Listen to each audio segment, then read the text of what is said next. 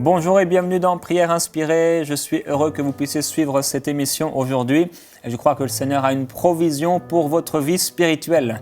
Aujourd'hui, on veut répondre à la question avec mon invité, le pasteur Stéphane Caddy, que j'accueille aujourd'hui encore. Bienvenue dans cette émission. Merci Jérémy. Un thème particulier, on veut répondre à cette question. Comment devenir un puissant témoin grâce au Saint-Esprit ? Et la Bible déclare dans le livre d'Ésaïe, au chapitre 44, au verset 1, Dieu dit « Écoute maintenant Jacob, mon serviteur, Israël que j'ai choisi. Ainsi parle l'Éternel qui t'a fait et qui t'a façonné dès ta naissance, celui qui est ton soutien, sois sans crainte, mon serviteur Jacob. » Et il dit un peu plus loin « N'ayez pas peur et ne tremblez pas. Ne te l'ai-je pas depuis toujours fait entendre et annoncer, vous êtes mes témoins.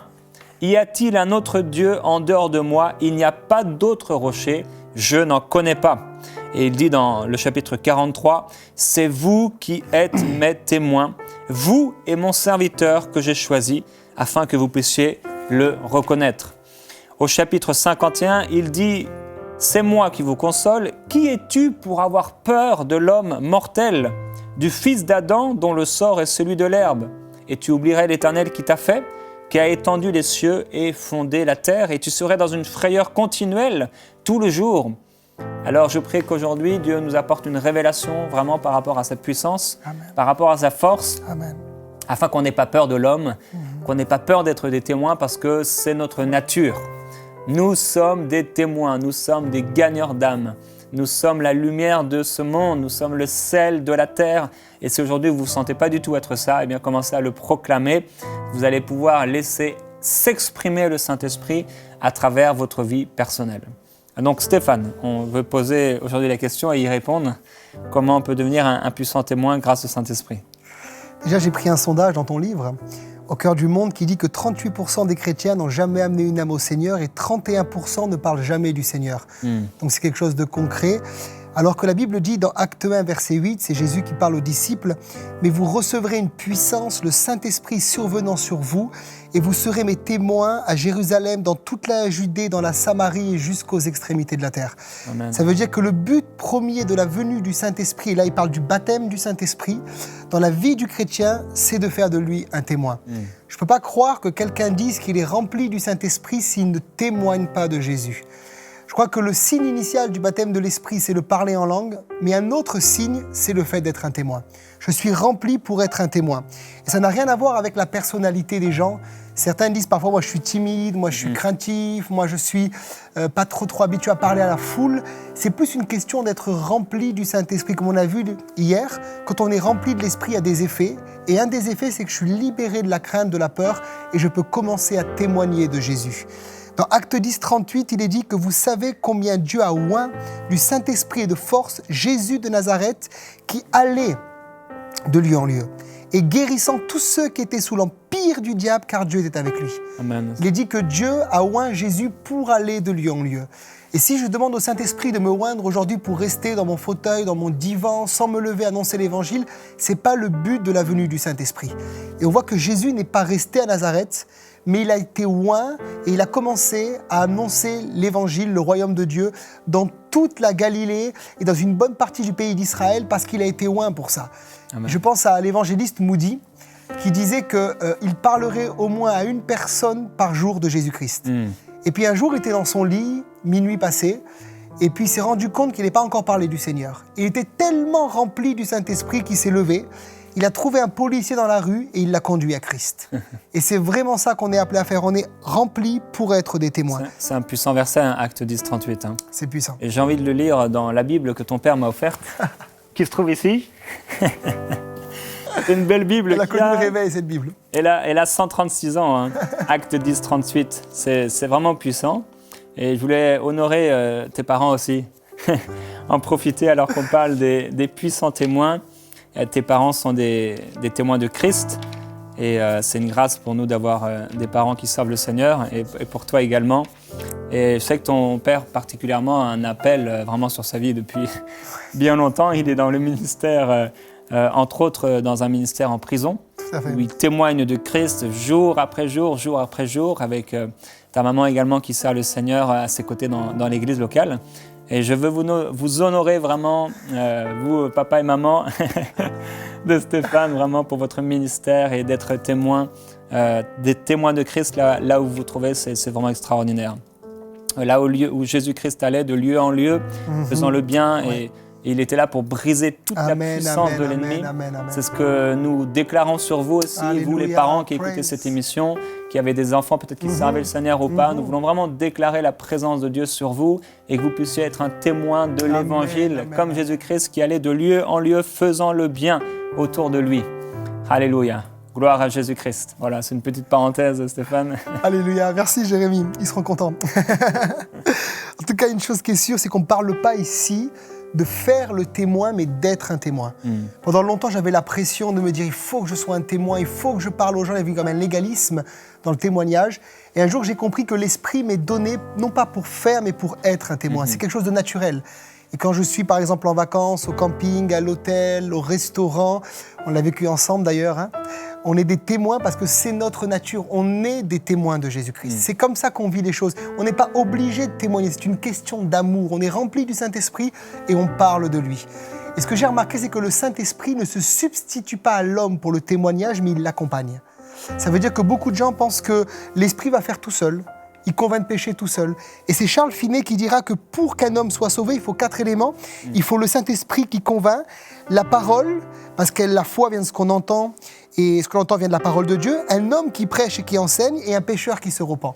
Donc on voit que l'homme a toute sa place dans l'annonce de l'Évangile pour le salut d'une âme. Il faut annoncer l'Évangile, et c'est comme ça que l'Esprit va commencer à convaincre de péché. Et je pense à Philippe l'évangéliste. Il est dit qu'un ange du Seigneur s'adressant à Philippe lui dit « Lève-toi et va du côté du Midi sur le chemin qui descend de Jérusalem à Gaza, celui qui est désert. » L'Esprit dit à Philippe « Avance et approche-toi de ce char. » L'ange aurait pu trouver l'eunuque l'Éthiopien et lui annoncer l'Évangile, mais l'ange a trouvé Philippe. Et ensuite, l'Esprit lui a dit « Approche-toi de ce char. » Et c'est comme ça que le Saint-Esprit fonctionne. Il passe par les hommes pour annoncer l'Évangile et il nous conduit. Et vous pouvez entendre dans votre esprit parfois « Va vers cette personne, va sur ce chemin, arrête ta voiture, témoigne à celui-là, parle à celle-là. » Et c'est une collaboration avec le Saint-Esprit dans le témoignage. Je vois également dans l'histoire de Pierre avec Corneille, il est dit comme Pierre était à réfléchir sur la vision, l'Esprit lui dit « Voici 3 hommes te demandent, lève-toi, descends et pars avec eux sans hésiter, car c'est moi qui les ai envoyés. » Et juste avant, dans Acte 10, on sait que l'ange a visité Corneille, mais il ne lui annonce pas l'Évangile. Il lui dit qu'un homme va venir lui annoncer l'Évangile. C'est la responsabilité des hommes d'annoncer l'Évangile. Et ensuite, Pierre, l'Esprit va le conduire dans la maison de Corneille. Il va prêcher l'Évangile. Et toute la maison de Corneille va être remplie du Saint-Esprit et ils vont tous être baptisés du Saint-Esprit et baptisés d'eau. Donc c'est notre part de le faire. Il est dit dans Acte 9, 31 que l'Église était en paix dans toute la Judée, la Galilée, la Samarie, s'édifiant et marchant dans la crainte du Seigneur, et elle s'accroissait par l'assistance de l'Esprit. Mais en réalité, on a mal compris ce texte. Ce n'était pas l'Esprit qui faisait rentrer les gens dans l'Église, mais l'Esprit assistait le témoignage des croyants qui parlaient de Jésus et de la résurrection de Jésus à leurs contemporains. C'est comme ça que Paul a été touché avec Ananias. Jésus aurait pu annoncer l'Évangile sur le chemin de Damas, mais il n'annonce pas l'Évangile. Il va conduire un homme qui s'appelle Ananias, qui lui parle. Les écailles vont tomber des yeux. Saul de Tarse va être baptisé et devenir l'apôtre Paul.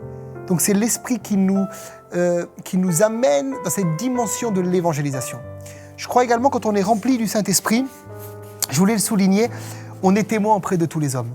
J'ai vu des gens me dire, moi ça ne m'intéresse pas, lui il est noir, lui il est jaune, lui c'est un arabe, lui c'est un français, lui c'est un italien.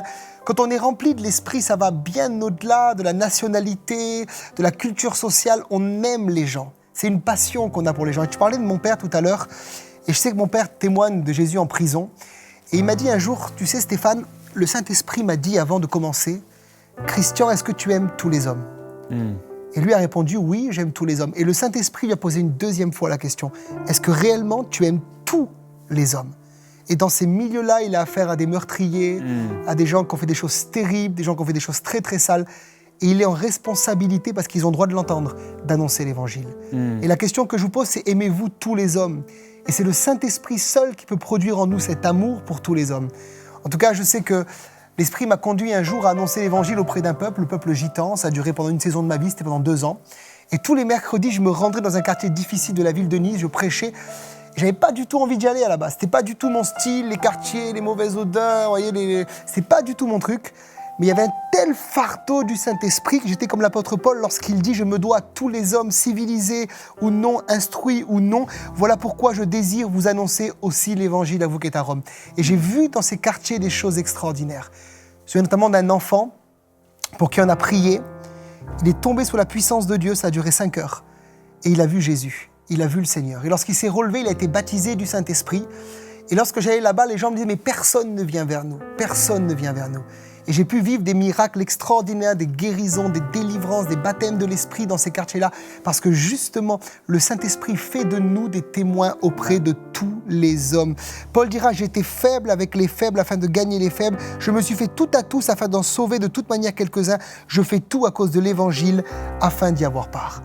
Et je crois également, Jérémie, que le Saint-Esprit fait de nous des témoins par notre comportement.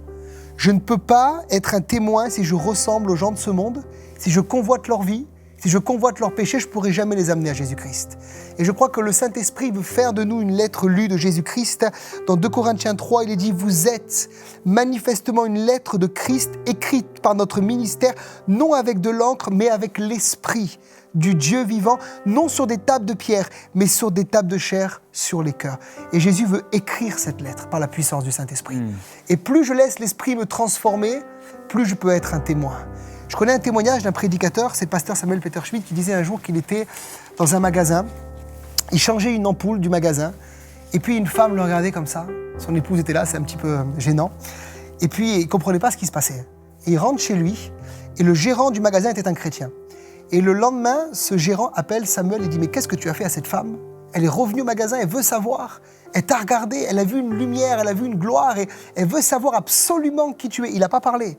Juste sa présence, juste la présence du Saint-Esprit qui était là. Et cette femme-là, le mardi soir, s'est rendue à son église. Elle a été baptisée par le Seigneur plus tard. Elle est née de nouveau ce soir-là. Nous sommes des témoins par notre comportement. Nous sommes des ambassadeurs, une lettre lue de Jésus. C'était Charles Finet, je sais que tu aimes bien Charles Finet. Il était dans un train un jour et qui passait dans une ville.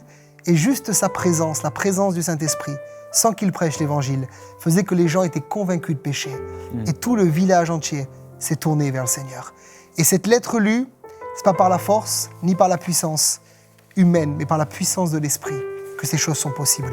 Je termine par ce dernier psaume, psaume 104, verset 4, où il est dit « Il a fait des vents ses messagers, des flammes de feu ses serviteurs. » Et c'est vraiment ce que Dieu veut faire avec vous qui nous écoutez. Dieu veut faire de vous des flammes de feu dans le témoignage. Soyez embrasés par la puissance de l'Évangile. Il faut revenir à ce que Jésus a fait à la croix.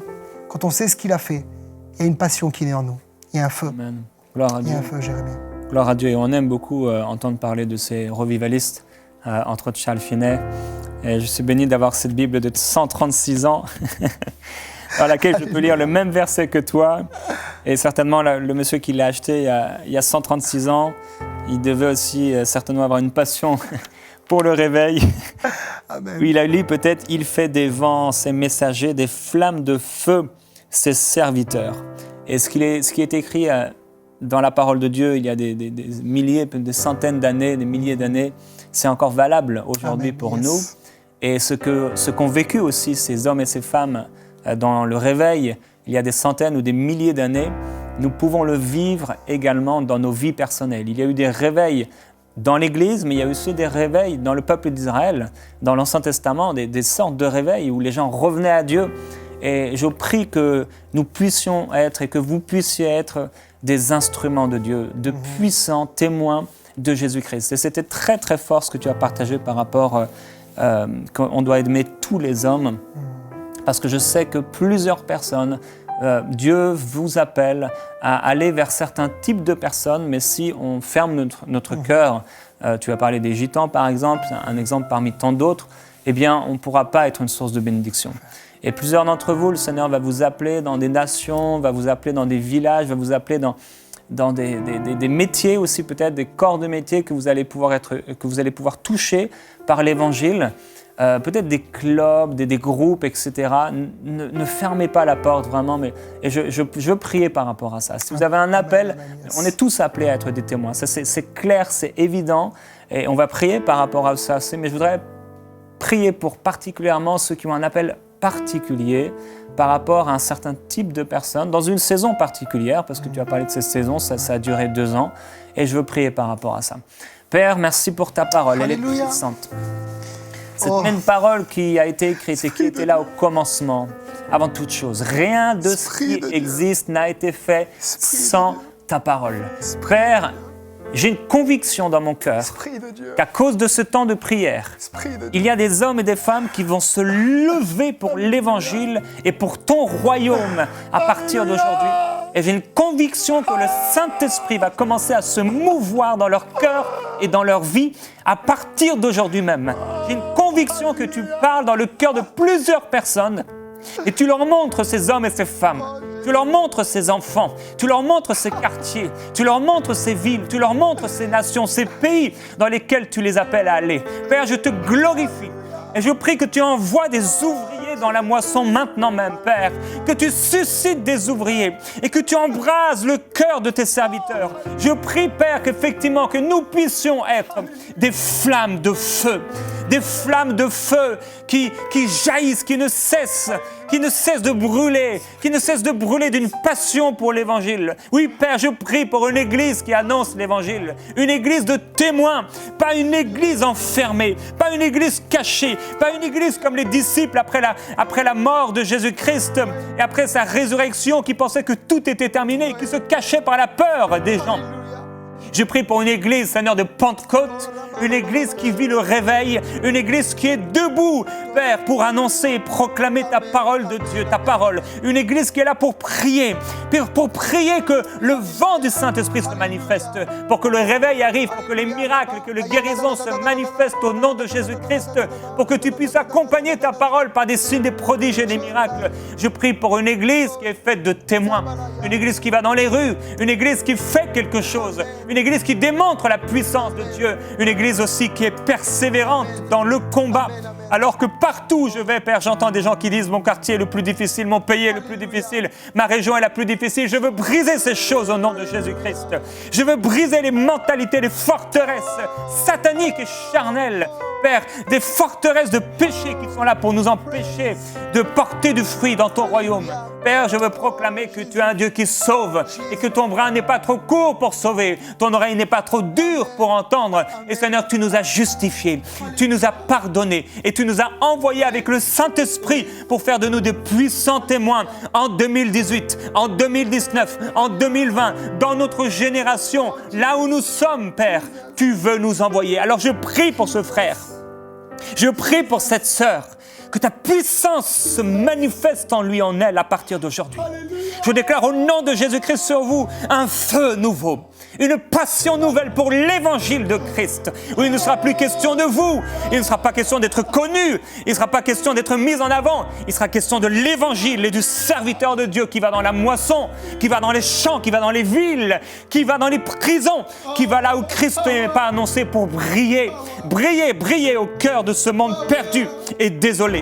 Oh, je te glorifie, Jésus-Christ, pour la puissance du Saint-Esprit que tu envoies maintenant et les choses nouvelles à partir d'aujourd'hui qui se passent dans la vie de tes serviteurs et de tes servantes.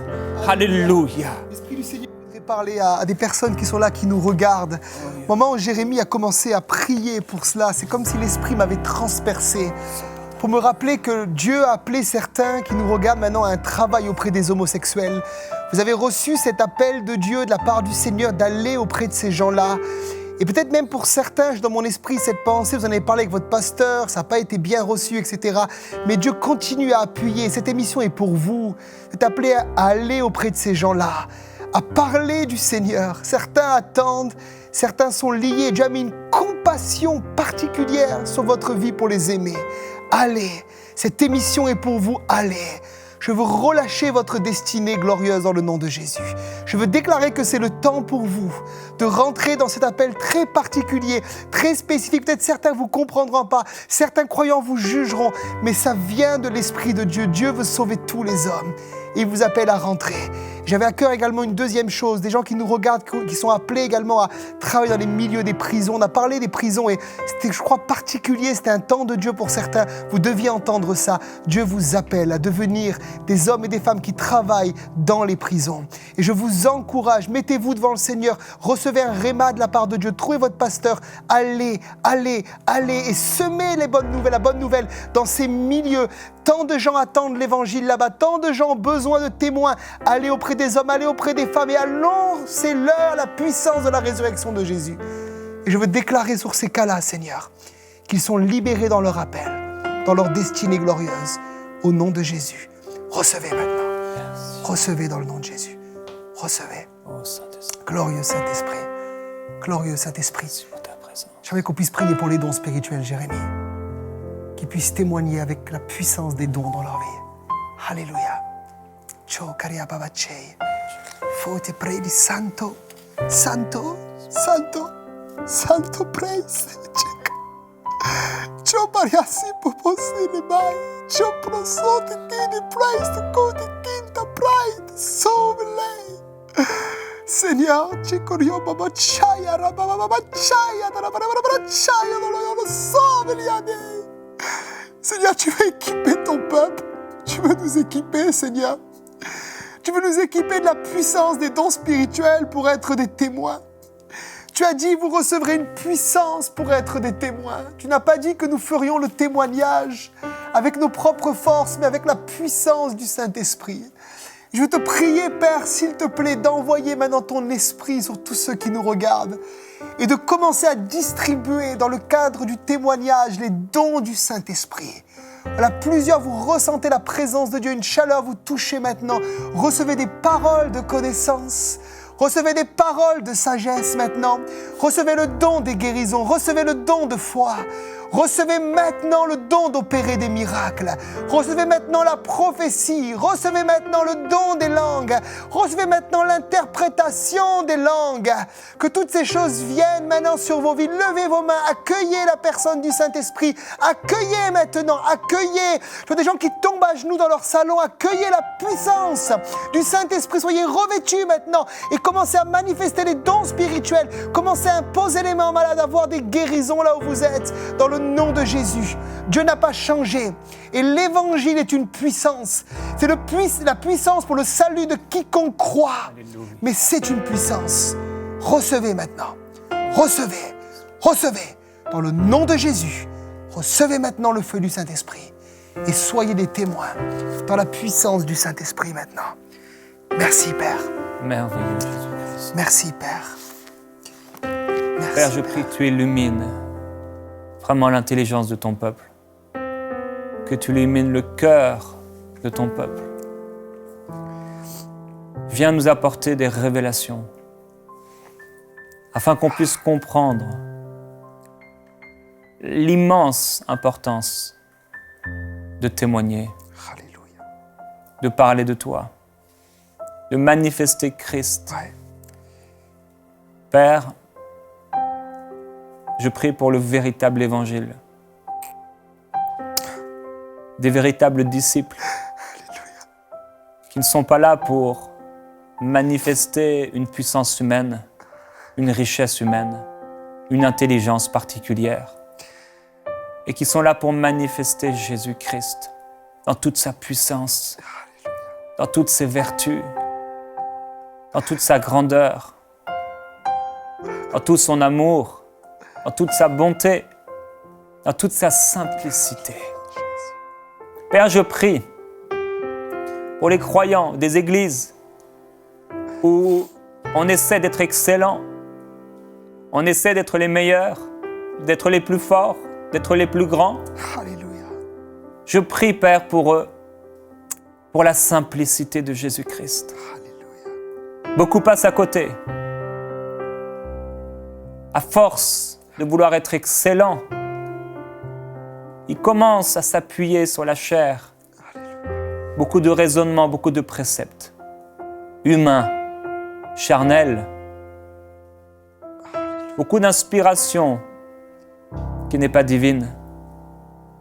Père, je prie que tu les aides. à manifester la simplicité de Jésus-Christ dans son amour, dans son approche avec les gens, Alléluia. dans son regard pour l'autre, Ouais. sa proximité avec le peuple, Amen. avec les gens les plus démunis ou les plus riches, Ouais. Yes. ceux qui sont aimés et ceux qui sont détestés, Yes, Lord. Alléluia. avec les hommes religieux ou les hommes riches, Ouais. mais également avec les lépreux, Ouais. avec ceux qui se sentent mauvais. Oh, Jésus. Père, Alléluia. transforme-nous, Alléluia. modèle-nous encore, Merci. change-nous encore alors que nous ne sommes pas encore arrivés. Merci. Je te glorifie, Jésus-Christ. Amen. Tu es un Dieu excellent Yes, Lord. et ton excellence n'est pas celle des hommes. Alléluia. Ton excellence se manifeste en gloire divine, en majesté divine. Alléluia. Que cette excellence se manifeste à travers notre amour, Alléluia. car c'est la chose la plus excellente, Ouais. c'est l'amour. Alléluia. Alléluia. Alléluia. Père, je veux prier pour tous ceux qui ont perdu la passion des âmes, qui ont perdu même la compassion pour les perdus. Parfois, l'Église ressemble à un club, Seigneur, où on se rassemble, on se juge, on se critique les uns les autres parce qu'on a perdu de vue le salut des âmes. Et je veux prier pour qu'une Église se lève dans toute la francophonie, Seigneur, avec ce désir, ce feu, cette passion pour annoncer l'Évangile. Père, je prie pour cela dans le nom de Jésus, que nos églises ne ressemblent plus à un club, mais à une salle d'accouchement, où des personnes peuvent venir et naître dans l'esprit, naître de nouveau, Seigneur. Je te le demande dans le nom de Jésus, lève des évangélistes dans toute la francophonie, lève des évangélistes, des hommes, des femmes, des jeunes hommes, des jeunes filles, Père, des vieillards. Remplis-les du Saint-Esprit et envoie-les dans la moisson. Merci, Seigneur, de le faire maintenant, dans le nom puissant de Jésus. Je te rends toute la gloire, Seigneur. Tu es tellement glorieux. Tu es tellement glorieux. Gloire à Dieu. Merci, Seigneur. Gloire au Seigneur, frères et sœurs, vous êtes des flammes de feu et le Seigneur est avec vous. Allez, allez, le Seigneur sera avec vous. Vraiment, il va manifester sa puissance et petit à petit, vous allez voir des démonstrations d'esprit, de force, de grâce à travers votre vie. Je voudrais vous encourager aussi, j'ai créé un site internet qui s'appelle évangéliste au pluriel.com et là, vous pouvez vous inscrire en 1 minute et apparaître sur une carte du monde avec des milliers d'autres frères et sœurs dans votre région. Et vous pouvez aussi, avec eux, organiser des rencontres dans la rue pour annoncer l'Évangile ensemble. Si vous n'êtes pas formé, eh bien, vous pouvez trouver des gens autour de vous qui vont être là pour vous former, pour vous aider à annoncer l'Évangile. Alors je vous encourage à aller sur évangéliste.com, sans accent, sans majuscule, au pluriel, et à vous inscrire et à rejoindre l'armée des évangélistes. Merci Stéphane pour cette émission. Il y a vraiment la présence de Dieu ici et ça va continuer encore demain. Que la gloire de Jésus-Christ vous couvre complètement, frères et sœurs. Vous êtes aimés de Dieu, tellement aimés de Dieu. À bientôt, à demain dans Prière Inspirée.